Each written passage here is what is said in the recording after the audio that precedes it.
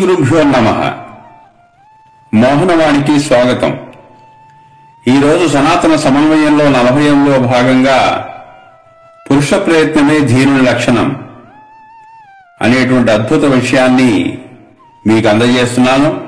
మరొక్కసారి మోహనవాణి ప్రేక్షకులందరికీ కూడా నమస్కారాలు తెలియజేసుకుంటూ మీ వారణాసి వెంకట సూర్య కామేశ్వరరావు. శ్రీ వశిష్ఠ మహాముని యోగవాసిష్టమునందు పురుష ప్రయత్నమే ధీరుని లక్షణమని శ్రీరామచంద్రుడికి బోధించారు. అది మనందరికీ కూడా యుగ యుగాన కూడా అనుసరణీయమైనటువంటిది. ఈ మిథ్యారూప జగత్తును అజ్ఞానముచే మనుషుడు జీవించి ఉన్నప్పుడు మరణించిన తరువాత కూడా తన ఆత్మయందు తానే అనుభవించుచున్నాడు. ఈ ప్రపంచంలో ఏ పదార్థం కావాలన్నా కూడా పురుష ప్రయత్నం వల్లనే లభిస్తోంది. అనగా శ్రమ వల్లనే ఉత్పత్తి సాధ్యమవుతోంది. శ్రమ ఏవ జయతే, శ్రమ వలనే ధర్మము ద్వారా జయము లభిస్తుంది. శ్రమ వలనే ధర్మము లభిస్తుంది, తద్వారా జయము కూడా లభిస్తుంది. శాస్త్రము, సాధుపుంగవులు, సద్గురువులు చూపిన మార్గమున మనోవాక్కాయ ఇంద్రియములచే చేపట్టినటువంటి కర్మ వలనే ఏదైనా మనకి లభిస్తోంది. అదేవిధంగా ఇంద్రియములచే చేపట్టినటువంటి ఆ కర్మ వలనే మనకి ఏదైనా లభిస్తోంది. అటువంటి దాన్నే పురుష ప్రయత్నం అని కూడా అందరు. అట్టి ధర్మ సహిత ప్రయత్నమే ఎప్పటికైనా సఫలం అవుతుంది అని వశిష్ఠ మహాముని తెలియజేశారు. ధర్మ సహితంగా ప్రయత్నాన్ని చెయ్యాలి.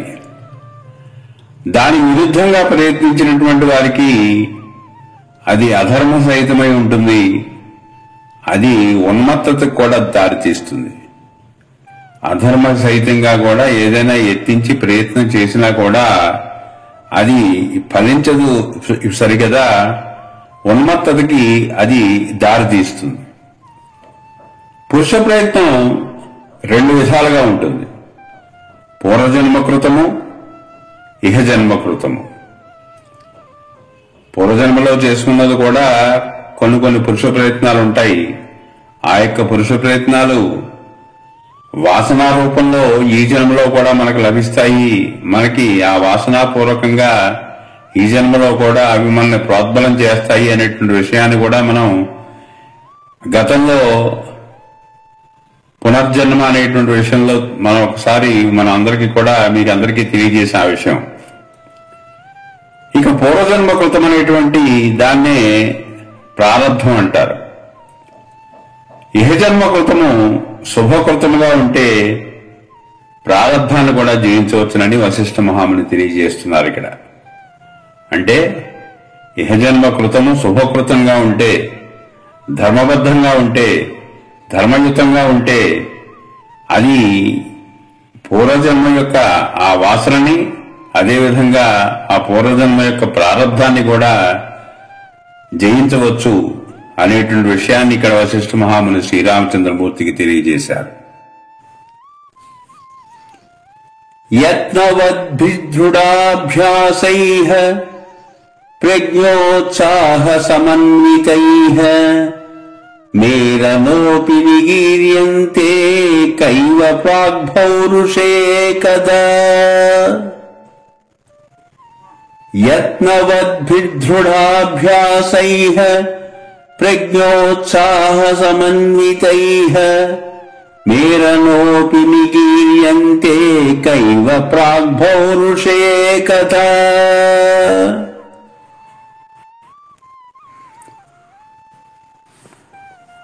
దృఢాభ్యాసంలో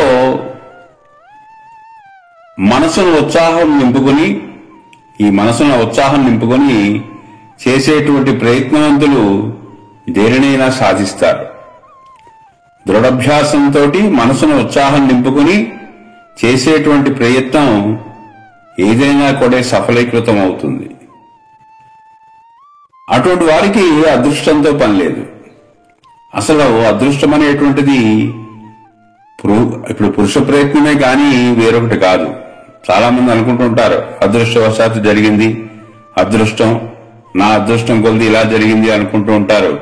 కానీ అది ముమ్మాటికి ఆ విషయం అంత హర్షణీయమైనటువంటిది కాదు. అసలు అదృష్టం అనేటువంటిది పురుష ప్రయత్నం చేసేటువంటి ధీరునికి, అలాగే దృఢభ్యాసంతో చేసేటువంటి ఆ పనికి, అటువంటి ప్రయత్నం చేసేవారికి అదృష్టంతో పనే లేదని చెప్తున్నారు. అసలు అదృష్టం అన్నది పురుష ప్రయత్నమే కానీ అది వేరొకటి కాదని చెప్పి తెలియజేస్తున్నారు. శాస్త్రానుశాసితములు శుభఫలప్రదములు అయినటువంటి కర్మల్నే పురుష ప్రయత్నం అంటారని ఇక్కడ మనకి ఈ వశిష్ఠ మహాముని తెలియజేస్తున్నారు. శాస్త్రానుశాసితములు అంటే శాస్త్రానుగుణంగా చేసేటువంటి, అసలు శాస్త్రములే శాసనములు లాంటివి. అటువంటి శాస్త్రానుగుణంగా చేసేటువంటి ఆ శాసితాల్ని, అదే శుభఫలప్రదములు అయినటువంటి కర్మల్ని పురుష ప్రయత్నం అంటారు. పురుష ప్రయత్నం ధీరుడు ఎప్పుడూ కూడా శుభప్రదమైనటువంటి కర్మల్ని ఆచరిస్తాడు, కానీ అశుభప్రదమైనటువంటి కర్మల్ని ఆచరించడు. పరులు కష్ట నష్టాలకి గురి కాకుండా సాధ్యమైనంత వరకు పరోపకారం కలిగే విధంగా చేపట్టు కర్మల్నే శుభకర్మలంటారు. అదేవిధంగా ఆ విధంగా చేపట్టేటువంటి ఆ కర్మల వలనే శుభం చేకూరుతుంది.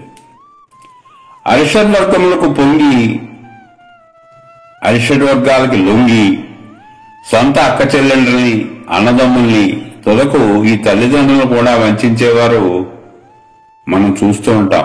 అటువంటి వారు ఇహపరములందు నరకాన్ని అనుభవిస్తారు. వారు సదా అశుభప్రాప్తమైనటువంటి ఫలాల్ని పొందుతురు అని చెప్పి మనకి తెలియజేశారు. అటువంటి వాళ్ళు అశుభప్రాప్తమైనటువంటి ఫలాల్ని పొందుతారని చెప్పి తెలియజేశారు. ఈ అరిషడ్వర్గాలకు లొంగిపోయినటువంటి కొంతమంది దుర్మార్గమైనటువంటి పనులు చేపడుతూ ఉంటారు. మనం ఇప్పుడు ప్రస్తుత సమాజంలో కూడా చూస్తున్నాం.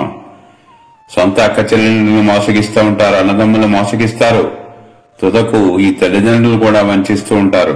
ఈ ఆస్తి కోసమని, కొన్ని సంపదల విషయం కోసమని, ఈ సంపదల కోసమని వంచే వాళ్ళని మనం చూస్తున్నాం. వీళ్ళు ఇహపరాలందు కూడా ఇప్పుడు నరకాన్ని అనుభవిస్తారు. అటువంటి దుష్కార్యాలు చేసే వాళ్ళకి ఇక్కడ చట్టపరంగా ఇక్కడ అనుభవిస్తూ ఉంటారు ఆ నరకాన్ని. అదేవిధంగా పరలోకమును కూడా ఆ తర్వాత, ఈ జన్మ తర్వాత కూడా వాళ్ళు అటువంటి నరకాన్ని అనుభవిస్తారు. అది మనందరం కూడా చూస్తున్నాం. అటువంటి వాళ్ళు అశుభప్రాప్తమైనటువంటి ఫలాలనే పొందుతారు అని విశ్వామిత్ర మహర్షి శ్రీరామచంద్రమూర్తికి తెలియజేశారు. ఉచ్చాస్త్రం శాస్త్రిత చేతి ద్విధం పౌరుషం స్మృతం తత్రోచ్చాస్త్రమనర్థాయ పరమార్థాయ శాస్త్రితం. ఉచ్చాస్త్రం శాస్త్రిత చేతి ద్విధం పౌరుషం స్మృతం తత్రోచ్చాస్త్రమనర్థాయ పరమార్థాయ శాస్త్రితం. పురుష ప్రయత్నం శాస్త్రానుకూలంగా ఉండవలను. శాస్త్ర విరుద్ధంగా ఉంటే అది మోక్షమునకు దారితీయక అనర్థాన్ని, నరకాన్ని కలిగిస్తుంది. ఇక్కడ మనం ఆ వశిష్ఠ మహాముని చెప్పినటువంటి విషయాన్ని మనకి ఇక్కడ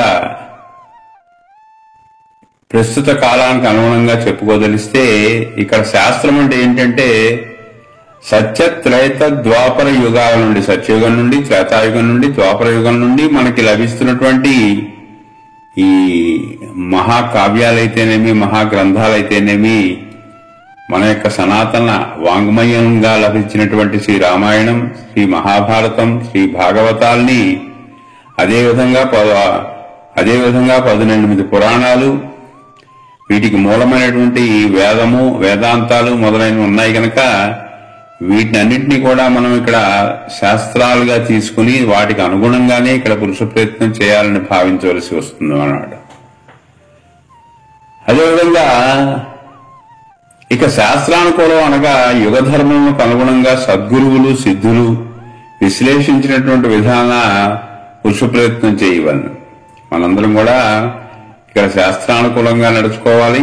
అదేవిధంగా ఈ యుగ ధర్మానికి అనుగుణంగా ఈ సద్గురువులు ఈ సిద్ధిత్వం పొందినటువంటి మహాయోగులు విశ్లేషించినటువంటి విధంగా ఈ పురుష ప్రయత్నం చేయవాలని చెప్పి మనం అన్వయం చేసుకోవాల్సిన అవసరం ఉంది.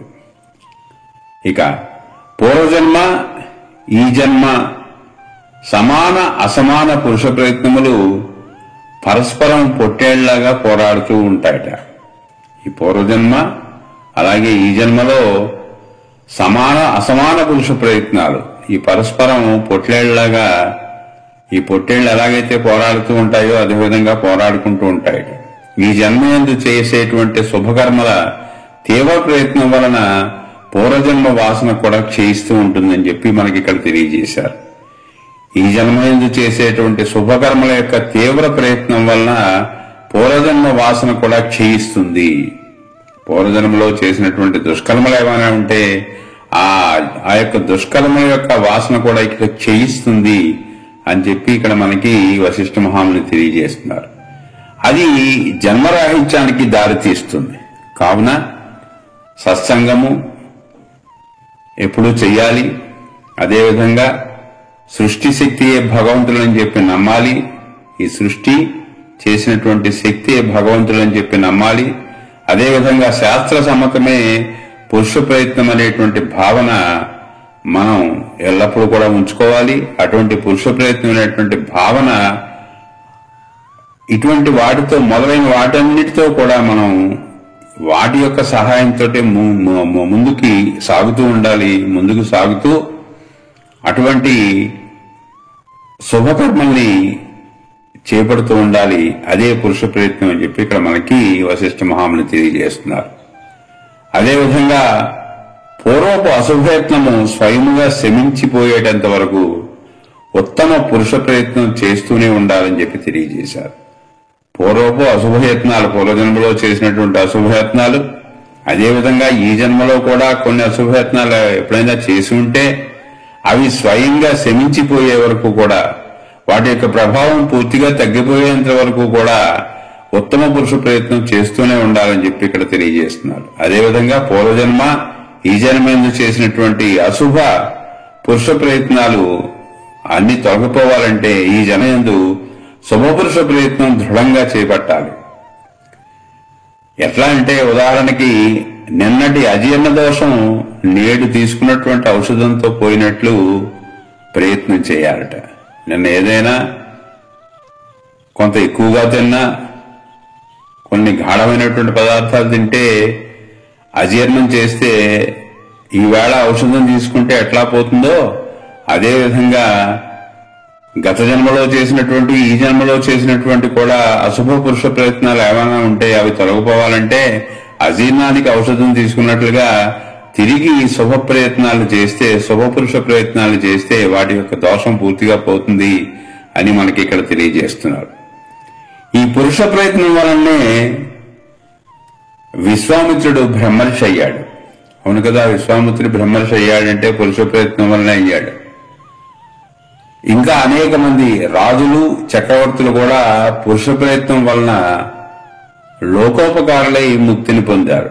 వాళ్ళు లోకానికి ఉపకారం చేసే విధంగా ముక్తిని కూడా పొందారు. వాళ్ళు ఉత్తమ పురుషులు కొందరు దారిద్ర్యంలో ఉన్నప్పుడు కూడా తమ తమ పురుష ప్రయత్నముల చేత దేవేంద్రులతో సమానమయ్యారు, ఇంద్రుడితో కూడా సమానమయ్యారట. ఇలాగా కొందరు దారిద్ర్యంలో ఉన్నప్పుడు కూడా కొంతమంది ధీరులు తమ తమ పురుష ప్రయత్నముల చేత దేవేంద్రులతో సమానమయ్యారట. బాల్యంలో బాగుగా అభ్యసించబడినటువంటి శాస్త్రము సత్సాంగత్యము ధర్మయుక్త గుణాలతోటి ప్రయత్నం చేసి ఆత్మప్రాప్తిని పొందిన వాళ్ళు కూడా మనం చూడవచ్చు. బాల్యంలో బాగుగా అభ్యసించినటువంటి శాస్త్ర సత్సాంగత్య ధర్మయుక్త గుణములతోటి ప్రయత్నం చేసి ఆత్మప్రాప్తిని కూడా పొందారని ఇక్కడ మనకి వశిష్ఠ మహాముని తెలియజేస్తున్నారు. దాన్ని మనం ఇక్కడ ఎలా అన్వయించుకోవాలంటే బాల్యంలో మనకి తల్లిదండ్రులు ఇప్పుడు నేర్పినటువంటి ఆ నైపుణ్యములు, విద్యలు, అదేవిధంగా గురువు నేర్పినటువంటి ఆ విద్యని, ఆ నైపుణ్యాన్ని సత్సాంగత్యం చేస్తూ మనం ధర్మయుక్తంగా ఆ నైపుణ్యాన్ని గనక వినియోగించుకుంటే మనం కూడా లోకోపకారులు అవ్వచ్చు. అలాగ లోకోపకారం చేస్తూ ఆత్మతృప్తిని, ఆత్మప్రాప్తిని కూడా పొందొచ్చు అని మనం ఇక్కడ అన్వయించుకోవాల్సిన అవసరం ఉంది. ఇంచేతంటే అటువంటి వాళ్ళు ఇహలోకంలో ప్రయోజనకారులై కీర్తిగాంచారంటున్నాడు. ఆయన మహానుభావుడు చెప్పిన విషయం ఏంటంటే, ఇటువంటి శుభ ప్రయత్నాలు చేసి, శుభకర్మయుక్తంగా ప్రయత్నాలు చేసి ప్రయోజనకారులై కీర్తిని పొందారు. వాళ్ళు ప్రయోజనకారులు అవ్వాలి. మొట్టమొదటి సమాజానికి ప్రయోజనకారులయ్యి కీర్తిని పొందాలని చెప్పి తెలియజేస్తున్నారు ఆయన. అదేవిధంగా ఆ విధంగా బాల్యంలో నేర్చుకున్నటువంటి విద్యలతోటి ధర్మయుక్తంగా గనక నీ యొక్క విధిని నువ్వు నిర్వర్తిస్తే అది ఖచ్చితంగా ధీరుడి లక్షణమే అవుతుంది. అది శుభపురుష ప్రయత్నమే అవుతుంది. అది నీకు ప్రయోజనకారి అవుతుంది. నీకు కీర్తిని కూడా తీసుకొస్తుంది అనేటువంటిది పరమసత్యం. ఆలస్యం యది న భవేజ్జగచ్చనర్థః కో న స్యాద్ బహుధనికో బహుశ్రుతో వా ఆలస్యాదియమవనిః ససాగరాంతా సంపూర్ణా నరపుసుభిశ్చ నిర్ధనైశ్చ. ఆలస్యం యది న భవేజ్జగచ్చనర్థః కో న స్యాద్ బహుధనికో బహుశ్రుతో వా ఆలస్యాదియమవనిః ససాగరాంతా సంపూర్ణా నరపుసుభిశ్చ నిర్ధనైశ్చ.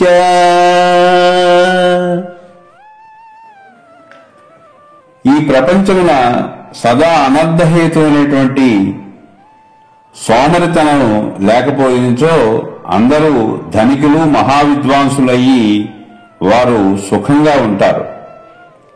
అదేవిధంగా వారు సుఖంగా ఉండి ఈ సమాజమును సుఖంగా ఉంచేడు వారు వాళ్ళందరూ కూడా. ఎందుకంటే అనర్థహేతువైనటువంటి సోమరితనం వలనే మనకి అనేక విపత్కర పరిస్థితులు ఈ సమాజంలో మనం ఏర్పడుతుంటాం. మనం ఇప్పటికీ కూడా చూస్తున్నాం. అదే గనక లేకపోతే, ఆ సోమరితనం గనక లేకపోతే అందరూ విద్వాంసులుగానే తయారవుతారు. ఈ సమాజం కూడా సుఖంగా ఉండి ఈ సమాజం అంతా కూడా సుఖంగా ఉంటుందని చెప్పేసి మనకి ఆయన తెలియజేస్తున్నారు.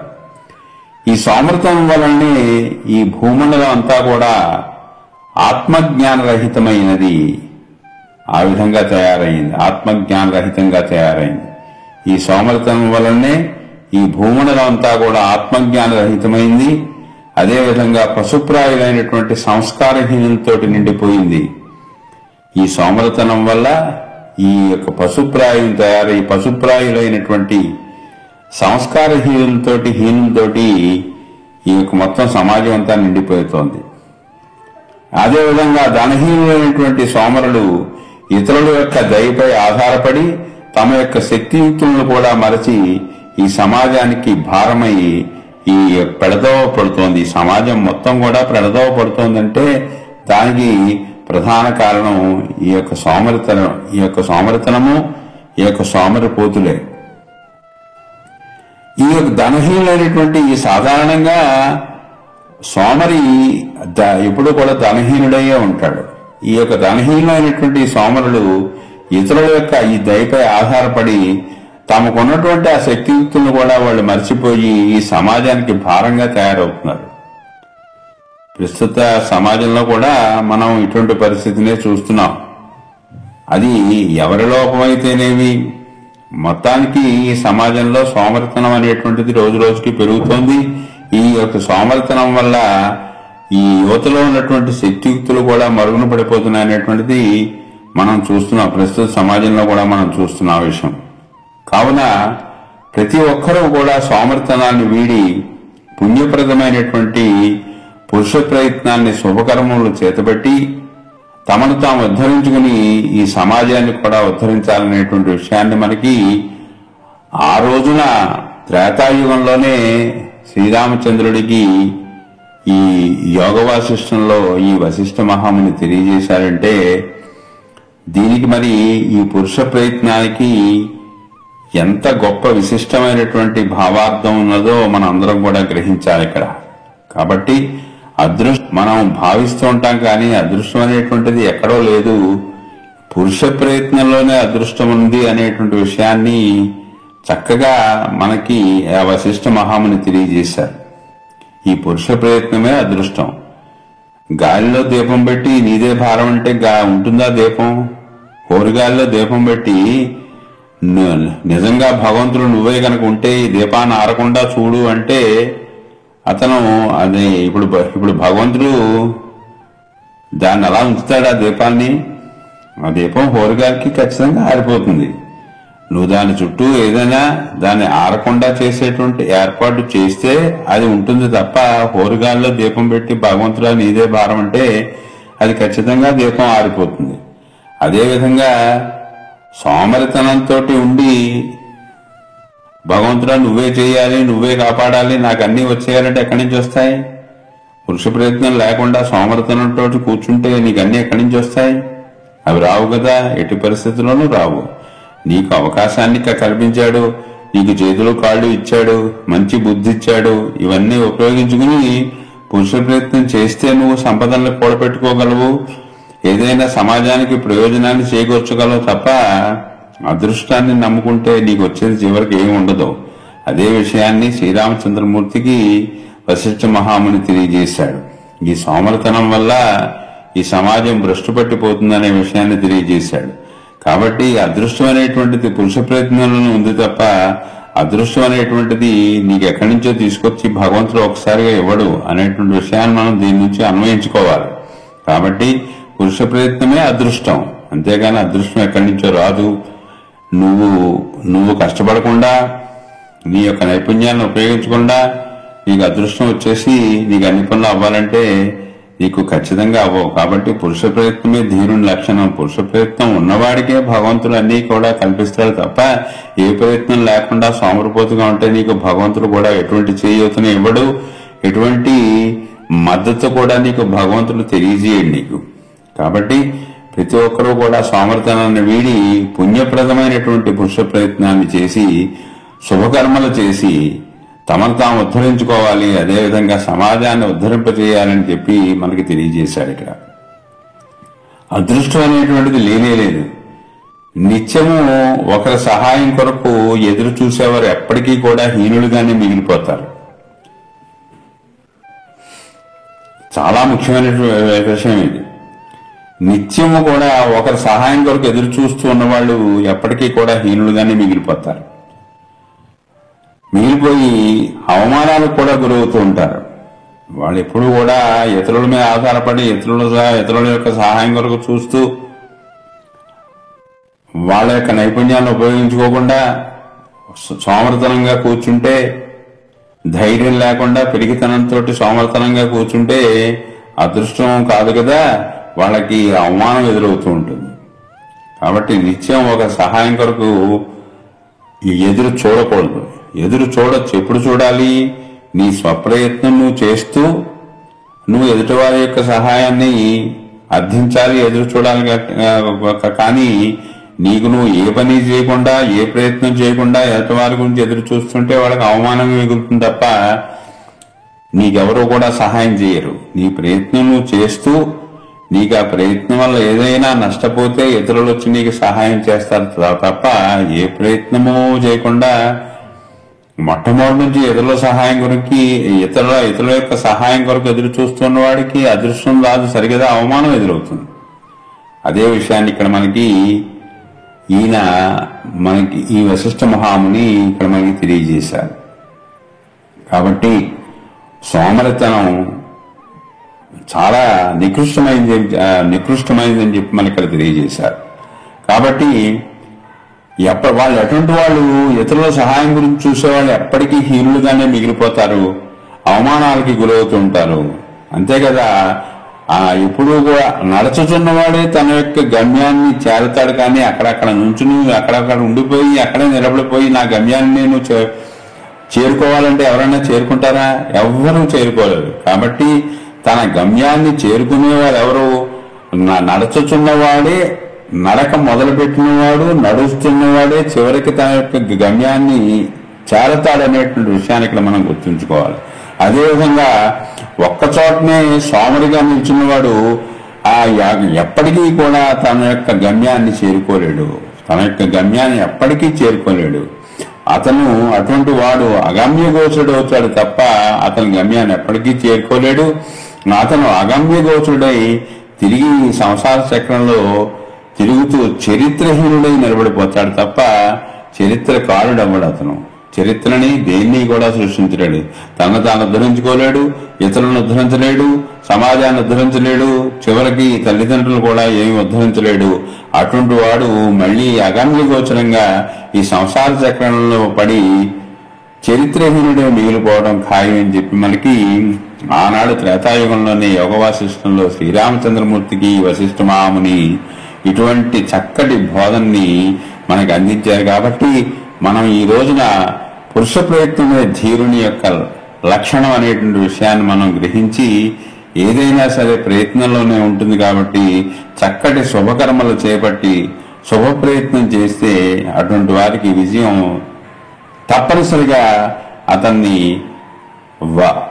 వరిస్తుంది అనేటువంటి విషయంలో ఎటువంటి సందేహం మనం ఇక్కడ పడక్కర్లేదు. కాబట్టి పురుష ప్రయత్నమే ధీరుని యొక్క లక్షణం. అందుకే శ్రీరామచంద్రమూర్తి ప్రతి విషయంలోనూ కూడా మానవావతారుడైనటువంటి శ్రీరామచంద్రమూర్తి ప్రతి విషయంలో కూడా పురుష ప్రయత్నం చేసి ధీరునిగా నిలబడ్డాడు. శ్రీరామాయణంలో ధీరునిగా ఆయన నిలబడ్డాడు. అదేవిధంగా చివరకు రావణాసురుణ్ణి ధీరునిగానే ఆయన అక్కడ వధించాడు. ప్రతి ఒక్క విషయంలోనూ కూడా ఈ యొక్క అరణ్యవాస కాలంలోనూ కూడా పురుష ప్రయత్నమే ఆయన చేశారు. అటువంటి పురుష ప్రయత్నం చేస్తుండడం వల్లే ఆయనకి కూడా సకల మునులు, దేవేంద్రుడు, మిగిలినటువంటి దేవగణం అంతా కూడా ఆయనకి సహాయం చేశారు. అటువంటి పురుష ప్రయత్నం చేశాడు కాబట్టే అందరూ సహాయం చేశారు ఆయనకి. చివరికి ఆయన అన్నీ సాధించాడు. ఆయన చివరికి ఈ యొక్క ధర్మ సంస్థాపన గురించి ఆయన రావణాసురుణ్ణి, అనేక మంది అసురుల్ని అంతం చేయగలిగాడు. అటువంటి పురుష ప్రయత్నం చేశాడు కాబట్టి శ్రీరామచంద్రుడు ఈ రోజున మనకందరికీ కూడా ఆయన అవతార పురుషుడైనా మనం అందరం కూడా ఆయన్ని భగవంతునిగా పూజిస్తున్నామంటే దానికి ప్రధాన కారణం ఏమిటయా అంటే పురుష ప్రయత్నమే, పురుష ప్రయత్నమే, పురుష ప్రయత్నమే. కాబట్టి పురుష ప్రయత్నమే ధీరుని యొక్క లక్షణం అని మనం అందరం కూడా గ్రహించాలి. కాబట్టి ఈ చక్కటి విషయాన్ని వశిష్ఠ మహాముని మనకి తెలియజేసినందుకు ఆయన్ని ఈ రోజు మనం అందరం కూడా స్మరించుకుంటూ మరొక్కసారి శ్రీరామచంద్రమూర్తికి మన మీద ఆయన యొక్క అపార కరుణ మనందరి మీద కూడా ఉండాలని ప్రార్థిస్తూ మరొకసారి మోహనవాణి ప్రేక్షకులందరికీ కూడా